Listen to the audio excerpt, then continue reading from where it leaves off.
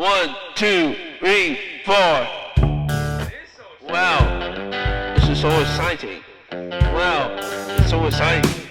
Wow, it's so exciting. Welcome to the Polar Bear Project, a podcast for the autism community. My name's Alan Doyle, and today we're meeting with Freya O'Horo, founder of Autistic Siblings Ireland. Freya is an incredible young woman. When she was 11, her brother Dian was diagnosed with autism. At the age of 16, Freya set up an organisation, Autistic Siblings Ireland.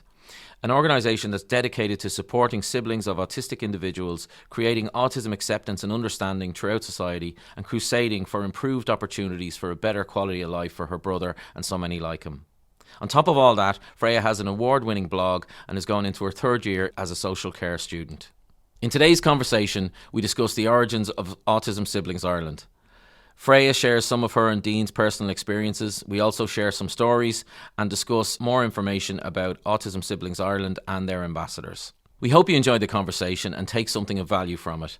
If so, please like and subscribe to the podcast on whatever format you listen to your podcasts on. If you're watching on YouTube, please subscribe and click the bell for notifications of new episodes. Enjoy the show.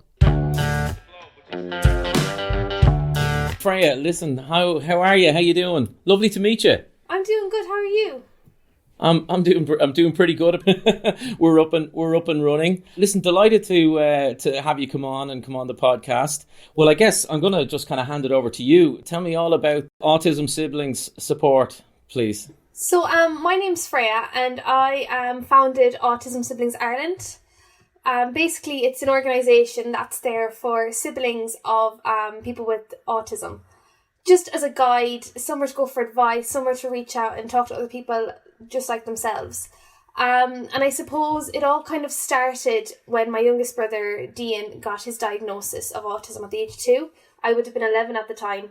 And, you know, there was no real support there for siblings. Everything I felt was kind of geared towards parents. And, you know, and then it was siblings next after that. Like, so as I got to the age of 16, I kind of took it upon myself to start something, to start an organisation that could be that person that siblings could turn to. And through it then, you know, we have a blog, we have social media pages, and it's really just a place where, you know, I share articles, I share my own journey with my brother, just somewhere with advice and guidance and help, because there's so much lacking for siblings, you know, and you know, I just wanted to be that voice and be that person like, hey, like siblings, they care just as much, they matter just as much, they want to help just as much. Do you know, it's not just parents, like, we're part of their life just as much as well. Fantastic. Yeah, no, absolutely. I couldn't agree more. Just if you want to share a couple of little stories about, for you, what sort of sums up the kind of differences or the issues that being a sibling of an autistic person is like. What's it like? Absolutely. So for me, I found, you know, at the age of 11, my brother getting that diagnosis, I had to grow up a lot quicker than my peers. Do you know, you're kind of brought into this world, like the social care kind of sector, where you're seeing kind of the supports, the people he needs in his life to, you know, achieve his goals and his milestones. Like, it's a whole new part of society that you hadn't seen before. So going along to his appointments, his meetings, his OT sessions, you're thrown into that kind of adult world quicker than your peers would be. So I think that was a big thing for me, being an autism sibling, was seeing all that side so young, that it made me really grow up. And I suppose when I heard people in my year talking about like the Kardashians or some silly celebrity drama happening that week, do you know, it kind of, like, I didn't care as much as say they would have, or like, do you know, One Direction broke up and it was like every girl's worst nightmare. Like, do you know, for me, like, that was at the back of my mind. Like, there was so much more stuff going on that had my attention. And that, I think, is a big part of being a sibling. And, you know, it's very much unseen for, you know, like, we know parents go through, and, you know, there's so much support and so much information out there for parents, you know, going through that. But I went along to those appointments as well. You know, I did the OT sessions in the evening with my brother. Like, I was just as much as part of that process as my parents were. So, you know, a lot of that, like, that work gets unseen by siblings, and I think it should be, you know, acknowledged and, you know, like a pat on the back kind of thing, because siblings Absolutely. do put so much into it, just as much as people. Yeah. Well, yes, go on. Sorry. Oh no, I was just going to say then, like, another aspect then too of being a sibling, it's like the qualities that you gain growing up, like that patience, that caring side of you, the non-judgmental side of you. It blossoms and it grows being an autism sibling. You go out into the everyday world and you might see an adult maybe walking on his tiptoes, or a young child with ear defenders. Your automatic thing is not to stare or judge or make a comment. It's you just know in yourself, look, I don't know what anyone's story is. I'm not here to judge that story. Yeah. And do you find, or have you noticed where others might be staring, or and how have you experienced that? Absolutely. Like going and doing the evening shopping, there's always somebody staring or rolling their eyes or sighing or making a comment. It's always there. But it's really, what I've noticed, it's more in adults than younger. I feel like the younger generation now is kind of being more aware and kind of shown more of that everyone's not the same, and there people have disabilities, and likes and dislikes, and it's there's more acceptance with the younger generations, whereas I found going out in public with Dian, it would be the older generation kind of calling him a bold boy, or saying, oh, he's having a tantrum, or he's being naughty. That side of it, like, so absolutely, I've seen it, with Dian especially, that there is that judgment still there. Yeah. And obviously being there for him and all of that, and even though he might be unaware of that, how do you feel when that happens? I suppose when he is, say, having like a meltdown in public and somebody's judging him, like, it's hard because, you need to give him all your attention and make him feel safe in his environment while he's going through that. But having all those people, like, that just pass by or look at him or comment on it, it's like, it's not necessary. He's having a meltdown, but he's not affecting you. He's not, destroying your shopping in your trolley. Like, just move on. There's no need to be staring, And the thing is, like, while he doesn't act on it or show it, we know he's aware of how other people are looking at him. We're very aware that he can pick it up, and it can add to how stressed he gets and how much that meltdown affects him, because it's like almost like the whole world is coming in on top of him. And he needs that space to just get through it. Yeah, no, it is. It can be so difficult. It really can. And then I suppose as well, you mentioned there about being so involved in the OT program and all those interactions, and I think you've really you've actually identified probably one of the biggest factors is that all of the play and interaction and kind of modeling, or just simply play, to be honest, and having fun with your brother or your sister or your sibling with special needs. That is just so valuable for their development as well, and and all of that. And any moments or any things that come to mind where he completely surprised you with something that you just weren't expecting while you were fooling around and playing and things like that? 100%. I'm always ready for the unknown with him, the things he comes out with and the way he reacts to things. It's the funny thing, like, he just always has like the last comment, or like a little smart comment thrown in at the end. If somebody is like, wait a minute, where is that? Like, he'd be like, well, it's clearly here. Do you know what I mean? Like, he'd always have like the funny little remarks and stuff, and he's such a character like that. He's very humorous, so if any situation is stressful or tough, or we're having trouble with like trying to get through to him or trying to get him to do his schoolwork, whatever, he always just manages to have that little sarcastic tone to his comments and stuff. So absolutely, like, you're always prepared for it. And like, he is 13 and he knows like 6 languages. So sometimes, wow, it's amazing. Like, and sometimes even when we're playing, he'll start speaking in Spanish, and I'd be like, Dean, I don't know Spanish. And he'll look at me like, seriously, why don't you know it? Like, you're older than me. What are you doing with your time? Like, he's just that character where he's just funny and humorous and sarcastic, and like, being able to help him, identify that in himself and bring that side out of him more, that he's not just, he's autism, that's it. He has his characteristics, his qualities, and I love being able to bring them out more in him and to see them more in him. They're like the best moments when we're together. Yeah, exactly, and you're right. It's that there's unpredictable moments that you just can't. And you try to tell someone else, and they may not necessarily get it. As you said, your classmates and things like that.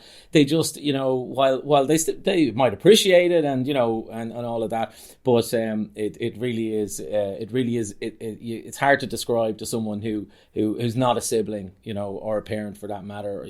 Exactly. That's amazing. That's amazing. In one of your posts there as well, and you just mentioned Dean's age being 13, and he's about to embark or puberty and all of that. Have you what's your let me rephrase the question now before I even start again. But I mean, is there much information or in terms of what to expect or and things like that out there? What kind of things or what kind of questions would you have, say, for example, as a sibling, or in terms of that? Have you any thoughts or comments on it? I suppose just if you want to just reference the post, and then you can kind of comment on it further. So what I've kind of found is that, because I have another brother as well, I have my brother with autism, and then I have my brother who doesn't have autism, and I suppose, you can kind of see like the likes of puberty, like not to look at Dian like I would look at Tuan when he was starting that change in himself, Yeah. Each person experiences puberty differently, even though it's the same kind of changes, and I think you kind of have to go into it with Dian in that mindset. You kind of don't know what to expect or how he's going to react and stuff, and kind of keep that open mind narrative when you're going into it. And, like just trying to explain to him the changes that are happening, the things he needs to do now to start looking after himself. Like, it's a whole new area that we're learning, and we're trying to teach him and show him. And, we have had to get help from his psychologist and his OT and stuff, getting tips and advice on what to do. Because, even, like, getting him to learn to he's getting a mustache, and I hate talking about it because I'm like, you're not a baby anymore now that you have a mustache, but he'll always be my baby. But just like teaching him how to shave that, or if he wants, like, letting him choose if he wants to grow it, if he wants to shave it, and trying to get that across that he can have that choice with his own body whether he wants it or not. Because as much as like we're his carers and we're there with wanting the best for him, we still want him to have that independence and be able to choose for himself what he wants to do. But along with letting him choose whether he wants to grow that mustache out or not, then trying to explain every day it's important to put deodorant on. He's looking at that, well, why can't I choose to do that then if I can choose to have my mustache? It's just about finding that balance and finding that, I suppose, breaking down that communication barrier that's there to help him understand what's going on. Yeah, exactly, and all of that in terms of those teen years, teens and tweeny, in between years. It's that kind of as well, finding your identity a little bit. There's lots of different styles in terms of dress and music and different things, that you kind of experiment with a little bit. Isn't that right? And exactly. There's a lot going on in those years. A lot going on. Yeah, exactly. I suppose then in terms of in terms of your website and some of the little things you have going on there, little books and little things, you want to talk a little bit about that? Absolutely. So with the website we have a blog, and through that I kind of talk about the journey I have with Dian since getting his diagnosis, but also it's open to other siblings to share their stories and their journeys, because as much as I am a sibling to someone with autism, but two people with autism are the same. So all siblings' stories and journeys are going to be different. Yeah. So while we are called Autism Siblings Ireland, I'm not here to speak for all siblings. I'm here to offer the platform to all siblings. Brilliant. And lately I've started this ambassador program that is still open for anyone listening that wants to take part. If you want to become an ambassador of Autism Siblings Ireland, have that platform to share your story with your sibling, take the opportunity to use, I suppose, the foundations I've created of Autism Sibling Ireland, and share your stories and share your passions and share what you want to share with other families like ours. And so far we have 5 lovely girls that are just started as ambassadors, and they've completely thrown themselves into it. And from talking to them and working with them, we've all kind of got that connection, that love for our siblings, that want to change the world for the better for them. And I love that is kind of, I suppose, the message of Autism Siblings Ireland is here. We're here to create change. We're here to create acceptance. Do you know? Fantastic. And yeah. I suppose that's what I'm driving, even with the blog and the, you know, we have an Etsy store, and through the Etsy store, you know, we sell Autism Siblings Ireland goodie bags. And that's like wristbands, keyring, stickers, just all surrounding, you know, being an autism sibling, because you can go out and you can buy like autism mom t-shirts and autism dad t-shirts, you know, that kind of side of things. But, you know, sometimes it's nice to put like an autism sibling sticker on your car, or to have the keyring of it on your keys. Do you know, like we should just be much as included in that side of things as well, do you know? So, do you know, and think about it too, even with younger generations, if they, you know, had a keyring on their school bag, and their friend turned around and said to them, "What's autism?" Straight away you've started a conversation. Exactly, you know? And if you create that awareness at such a young age, they're just going to grow up knowing that autism is out there in the world. That's a part of life, and it's not going to be a judgment thing, or like, oh, they have autism. Like, you know, breaking all that, all those barriers down and getting rid of that negative stigma. Do you know? Yeah. And it can really start with the sibling talking to a friend. Do you know? Exactly, and that's the whole thing, because it can be, to have understanding friends is very, very important, isn't it? I mean, Killian growing up, he was an avid naturist. Clothes were just something that he didn't really, you know, he'd rather not have at the best of times, and that could be really, really difficult, you know, because like Emily's his younger sister. And he could decide he's, you know, heading to the kitchen and not a stitch on him, and some of his friends or her friends could be there or passing through, and you know, like, I mean, that's all fine when everyone's all small and all of that, but then as the years go on, it's a whole different situation. Have you had any circumstances or situations where you felt that it's been a strain on your friendships? Not really, because I'm lucky in that I'm doing social care in college, so kind of the college friendships I've made, you know, we're all kind of in that similar mindset that it hasn't put a strain on friendships. But, you know, even if you go back to like secondary school and primary school, you know, autism wasn't as talked about as much, especially in the education system and that. So, you know, explaining that and helping them understand it and being like, look, he might do this, he might do that, don't take any heed of it, just keep going, you know. And you could kind of sometimes get like a little look of like okay, you know, kind of a bit of confusion there. But I never took that as like an attack on Dian, or like, you know, a personal thing. It was just a matter that there was no education there on the subject. You know, and if you kind of looked at it that way, you know, from your friends and your family who are unsure, that it's just a lack of education, that you can help them understand as you go on in your years, it kind of prevents that strain, breaking down friendships and relationships with family members. Excellent. Yeah, no, that's fantastic. You're absolutely right. It's always sort of you're battling with an ignorance of the situation, you know, and that, as you say, education is key, and awareness and inclusion as well is key. The ambassador program sounds absolutely brilliant, by the way. So I hope when this goes to air now, we can give it another boost and hopefully get you a few more recruits as well. So that's brilliant, Freya. You mentioned actually there as well, in terms of your college friends and so on, you're doing a degree in social care. So how has all your knowledge and your experience of autism and so on, has that shaped your focus of your studies? And also, I'm sure you must be making big contributions to your classmates and to your lecturers as well. So tell us a little bit about that. So definitely growing up within the services and seeing that side of things, that made me want to go straight into social care. I loved that whole aspect, and that, you know, helping people with autism achieve their goals. And, you know, I suppose a big thing I've noticed with being in college and being in social care, like, you get to experience so many different aspects, like disability, the elderly, criminal justice. Like, you're opened into a whole new aspect of social care that you weren't exposed to. And I suppose that experience has been wonderful.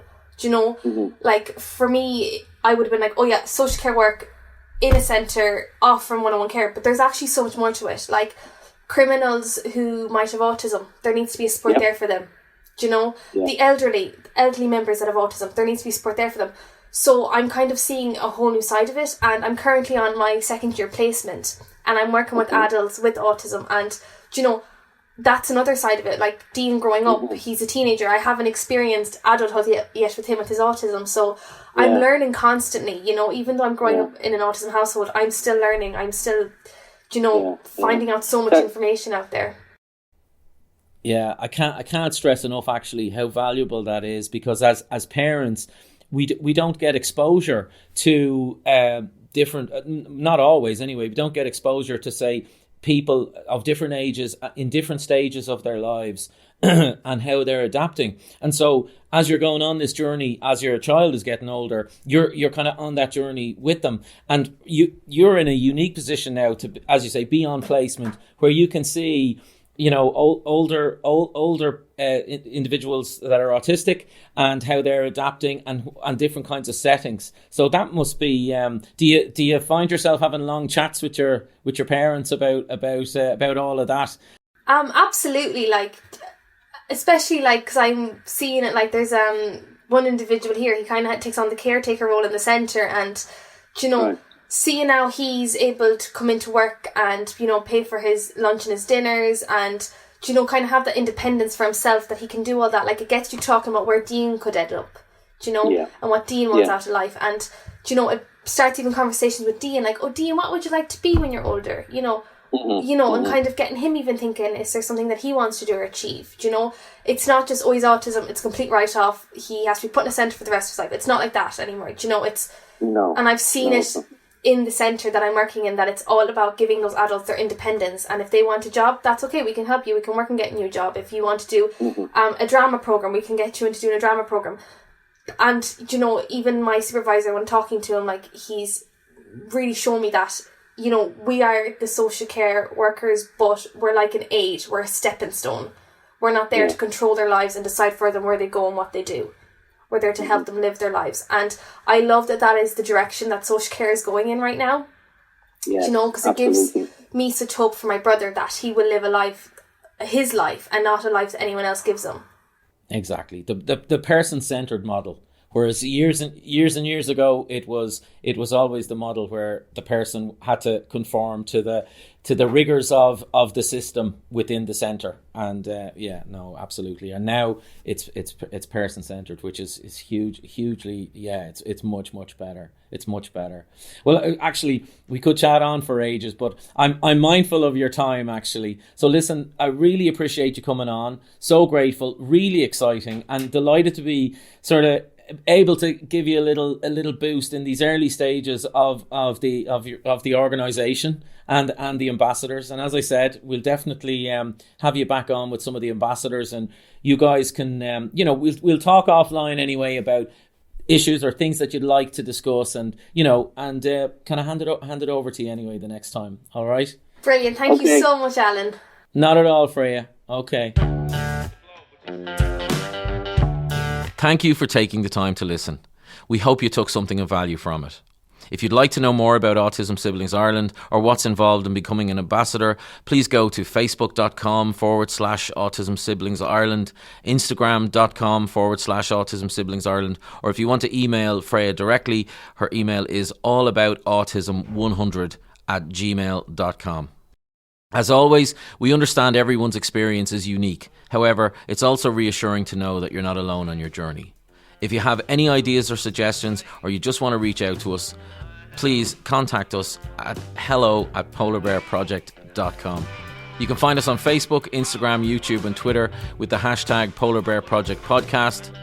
The project is currently 100% voluntary, and you can donate and subscribe on the website. We're so grateful for all the support to date. If you'd like to advertise on the show, please get in touch with us also. That's all for now. We look forward to sharing another episode with you soon.